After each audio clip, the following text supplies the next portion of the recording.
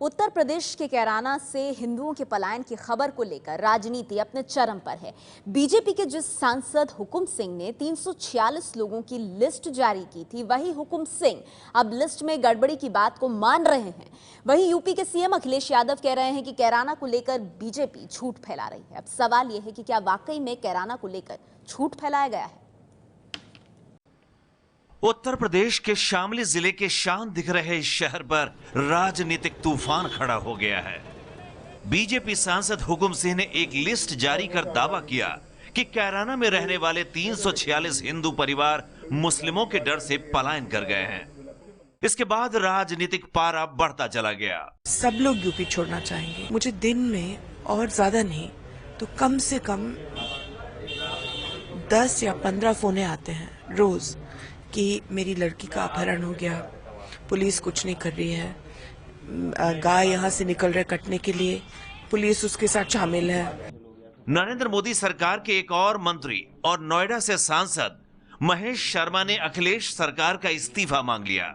Doctor Sharma कह रहे हैं कि यूपी को कश्मीर बनाने की कोशिश हो रही है। कैराना की घटना को अन्य घटनाओं से हमें अलग चश्मे से देखना होगा। कानून व्यवस्था की घटना एक अलग है, लेकिन पलायन, और वो भी 350 परिवारों का पलायन, ये घटना की अगर जांच की जाएगी तो शायद आज कश्मीरियों के अंदर एक कारण था कि किस कारण से हुई। यहाँ तो स्वीकार करने को ही तैयार नहीं उत्तर प्रदेश के मुख्यमंत्री। जो घटनाएं हुई हैं उनके पीछे सवाब बिल्कुल ये कह रहे हैं कि मुझे नहीं पता। उत्तर प्रदेश के मुख्यमंत्री अखिलेश यादव ने कहा है कि भारतीय जनता पार्टी कैराना के मुद्दे पर गंदी राजनीति कर रही है। पलायन के मामले को सांप्रदायिक रंग देने की कोशिश हो रही है। कौन कितने वर्ष पहले चला गया? कोई 5 साल पहले चला गया, उसके भी जिम्मेदार हम समाजवादी लोग हैं। कोई 14 साल पहले कोई घटना हुई, उसकी वजह से चले गए, उसके लिए भी समाजवादी जिम्मेदार हैं। अरे मैं चाहता हूं कि भाई वो बात साफ आए, और क्योंकि चुनाव करीब है, बीजेपी के पास मुद्दा नहीं है, वो हमारे तमाम कामों को छिपाना चाहते हैं। कैराना से हिंदुओं के पलायन के आरोप के बाद जिला प्रशासन ने मामले की जांच शुरू कर दी है। अब तक की जांच से पता चला है कि अपने कारोबारी और फायदे की वजह से लोगों ने आसपास के शहरों में पलायन किया है। हम आपको बता दें कि कैराना के 50 किलोमीटर के दायरे में पानीपत, करनाल और सोनीपत जैसे व्यावसायिक शहर हैं, जहां कारोबार और रोजगार के लिए बाहर से काफी लोग आते हैं। अभी हमारी रिपोर्ट में यही आ रहा है कि जो कई लोगों ने काफी समय पूर्व जो पलायन किया है, अब चूंकि पानीपत, सोनीपत और करनाल ये तीनों काफी बड़े इंडस्ट्रियल टाउन है और एमर्जिंग इंडस्ट्रियल टाउन्स है, तो वहाँ पे नेचुरल है कि वर्कफोर्स की काफ़ी डिमांड रही होगी। तो इस कारण से ये फैक्ट्स आ रहे हैं कि कई लोग वहाँ पे पलायन किए हैं, परंतु ये लोग पूरी तरह से व्यावसायिक रूप से ही मूवमेंट रहा है। बीजेपी सांसद हुकुम सिंह ने अब कहा है कि लिस्ट में दिए गए नामों में गड़बड़ी हो सकती है। हालांकि बीजेपी ने खुद की जांच समिति को कैराना भेजने का फैसला लिया है, जो हिंदुओं के पलायन के बारे में जानकारी जुटाएगी। यूपी में अगले साल विधानसभा चुनाव है, ऐसे में कैराना का मुद्दा बीजेपी की चुनावी रणनीति का हिस्सा बन सकता है।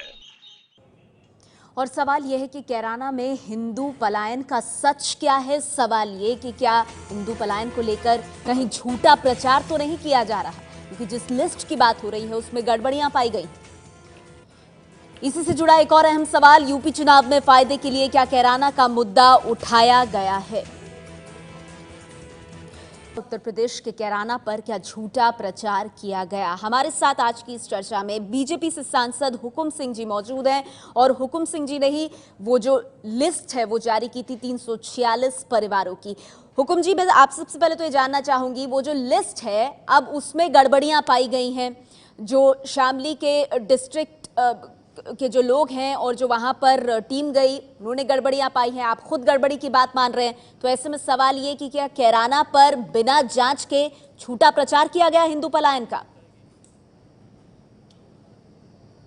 मैंने पूरी कोशिश की इस बात की कि सूची सही हो, और मैं सूची की असलियत पे अभी भी स्टैंड करता हूं। मैंने किसी से नहीं कहा कि गड़बड़ी सूची में है।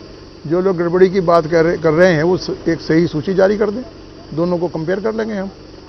मैं किसी को चैलेंज नहीं करना चाहता। जिस आदमी ने कहा कि सूची सही नहीं है, उसमें गड़बड़ियां पाई गई हैं, उन गड़बड़ियों का उल्लेख करते हुए किस किस नाम को गलत बताया गया है। शामली के जो जिला कलेक्टर है, कोई उसमें सही शामली के कलेक्टर है, वो अपना डिस्ट्रिक्ट मजिस्ट्रेट, उनका ये कहना है कि 68 लोगों के नाम ऐसे हैं जो बहुत साल पहले छोड़कर चले गए थे, आर्थिक वजहों से छोड़कर गए। 3 या 4 नाम वो ऐसे मृत लोगों का बता रहे हैं जो आपकी सूची में शामिल है।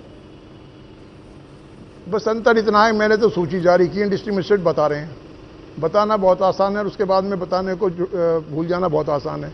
डिस्ट्रिक्ट मजिस्ट्रेट क्यों नहीं कहते फला फला नाम 50 साल पहले गए थे, 10 साल पहले गए थे, 5 साल पहले गए थे? क्यों नहीं देते सूची उन बात उनकी? वो अगर सूची दें तो मैं कंपेयर कर लूं। नहीं हुकुम जी, मैं बिना किसी आप जानकारी ये के कह क्या रहे रिएक्ट करूं उस हैं पे? क्योंकि शामली के जो डीएम हैं उन्होंने ये कहा है कि जो आपकी सूची है उसमें जब वो नाम जो है 135 नाम उनकी पड़ताल की गई तो 4 लोगों की मौत 20 साल पहले हो गई है, ये पता चला। 13 लोग जो हैं अब भी कैराना में ही रह रहे हैं। इसके अलावा 68 लोग जो हैं वो आज से कई साल पहले एक बेहतर जिंदगी की तलाश में कैराना छोड़कर गए। यानी आपकी ये जो सूची है इसमें बड़े पैमाने पर गड़बड़ियां बता रही है वहां की, जो वहां का लोकल प्रशासन है। इस पर क्या कहेंगे आप? आप क्या, अगर डीएम का कहना आयत हदीस है कि जो डीएम ने कह दिया वो सच है, जो मैं लिख करके दिया वो सही नहीं है, ये तो आपका अपना असेसमेंट होगा। डीएम ये बताएं कि सूची में से जिन, मैं बता रहा हूँ, मुझे बोलने दीजिए आप डीएम ये बताएं उस सूची में जो नाम मैंने दिए उनमें से 2-4 के नाम बता दें कि वो अभी कराने में हैं और मैं उनको कंपेयर करा दूंगा। अबू आजमी साहब समाजवादी पार्टी से हमारे साथ जुड़ गए हैं। अबू आजमी साहब, 3-4 नाम तो हमारी रिपोर्ट में ही थे जो वही हैं। जी, हुकुम सिंह जी अब भी अपनी सूची पर कायम है। वो कह रहे हैं कोई झूठा प्रचार नहीं किया गया है। डीएम नाम बताएं उन लोगों के जिनके बारे में बात कर रहे हैं और फिर उससे जो सच है वो सामने लेकर आएंगे हुकुम सिंह।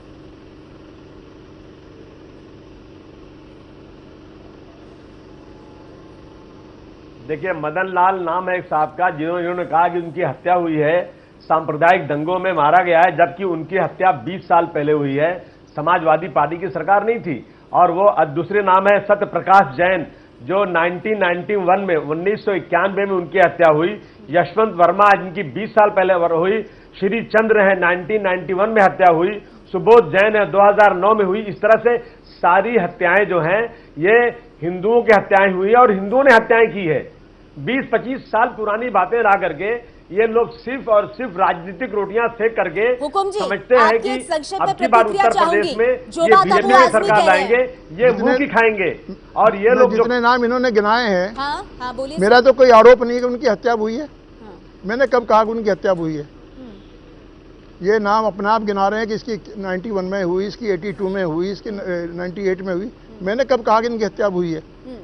तो आप ये कह रहे हैं आपने जितने नाम अनावश्यक रूप सूची से पर बात दिए हैं पूरा ये कंफ्यूजन करने की कोशिश कर रहे हैं। इस बात की एक समुदाय विशेष के डर से वो प्लान सभी करके भी लोग नहीं पलायन गए। करके गए। में नाम है, मैं कह रहा हूँ प्लान करके भी नहीं गए। ठीक है, एक मिनट, मैं जरा हुकुम जी से ये समझ लूं कि मैंने हुकुम सिंह जी मैं आपसे जानना चाहता हूँ। हाँ, बोलिए हुकुम जी। अरे आप पूछिए सर, जो पूछेंगे मैं बताऊंगा। मैं, आप पूछिए, आराम से पूछिए। नहीं, मैं आपसे ही जानना चाहती हूँ सर, ये मैं हुकुम जी से पूछना चाहता हूँ। हाँ, बोलिए, पूछिए सवाल। जी सर, पूछिए। मैं हुकुम सिंह जी, आप बताइए कि अभी जब दंगा हुआ था थोड़े दिनों पहले मुजफ्फरनगर में, तो 70,000 परिवारों ने पलायन किया था। आज भी 15,000 परिवार गांव में जा नहीं सकते, वो मुसलमान हैं।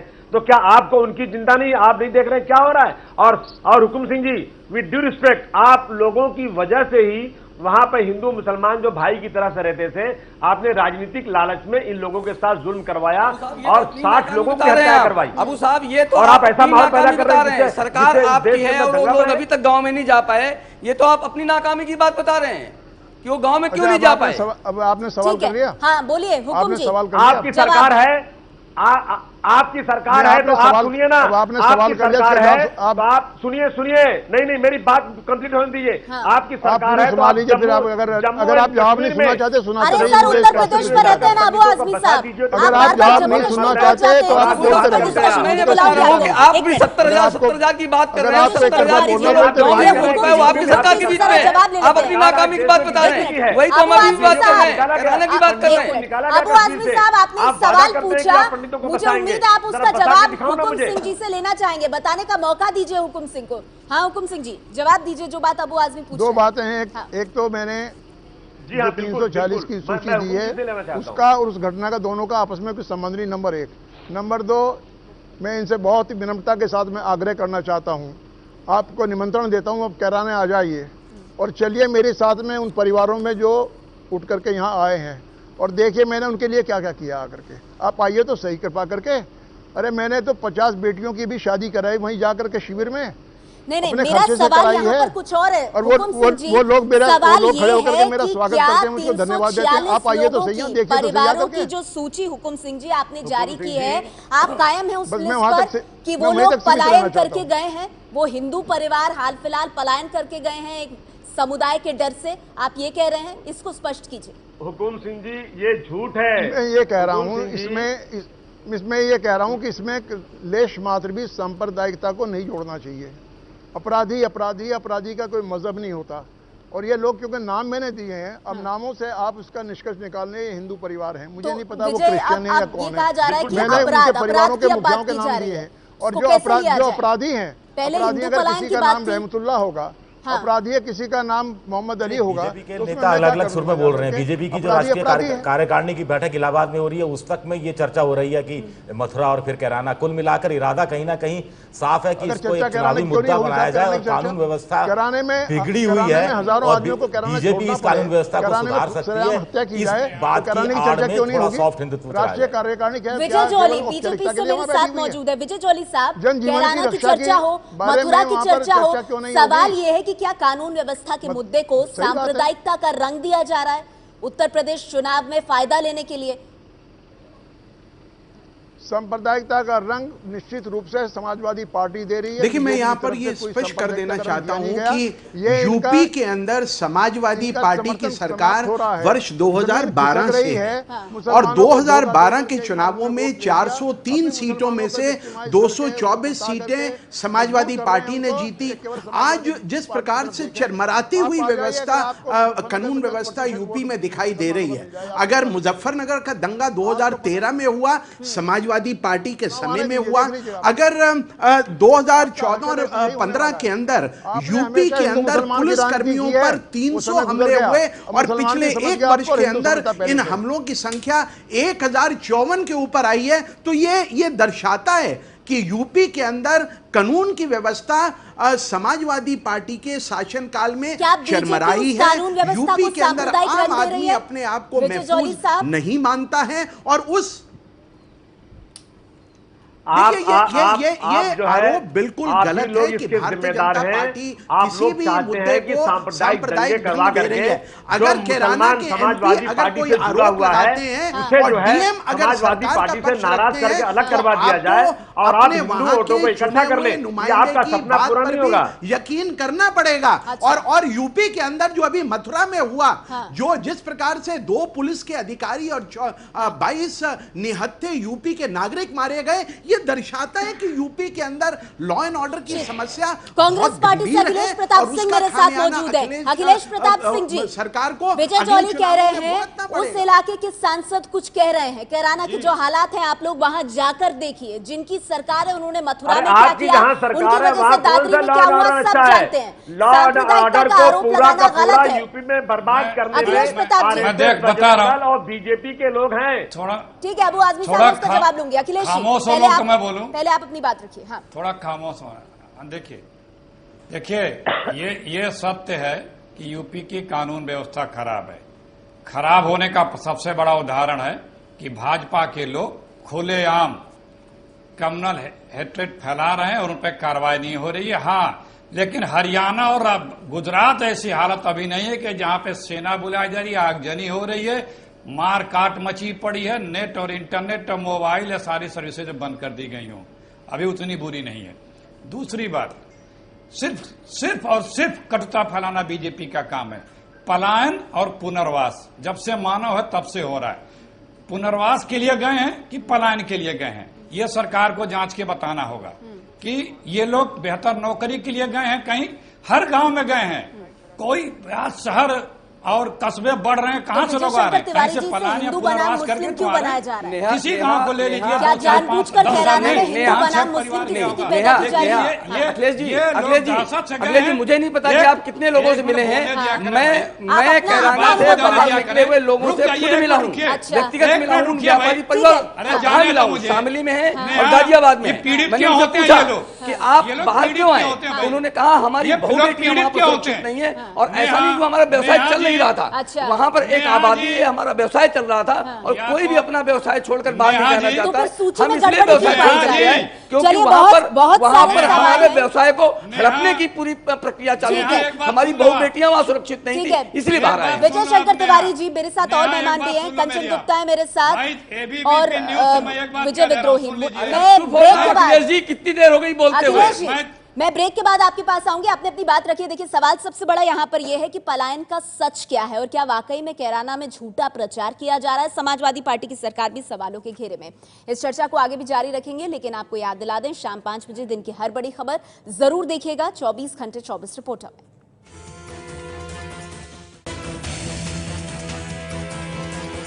मैं बताऊंगा कांग्रेस की हर खबर, उत्तर प्रदेश की हर खबर, जम्मू की, मध्य प्रदेश की हर खबर, केंद्र सरकार के कामकाज से जुड़ी, अपराध की दुनिया से जुड़ी हर खबर, सोमवार से शुक्रवार 24 घंटे 24 रिपोर्टर में, शाम 5 बजे, रात 10 बजे और रात 12 बजे।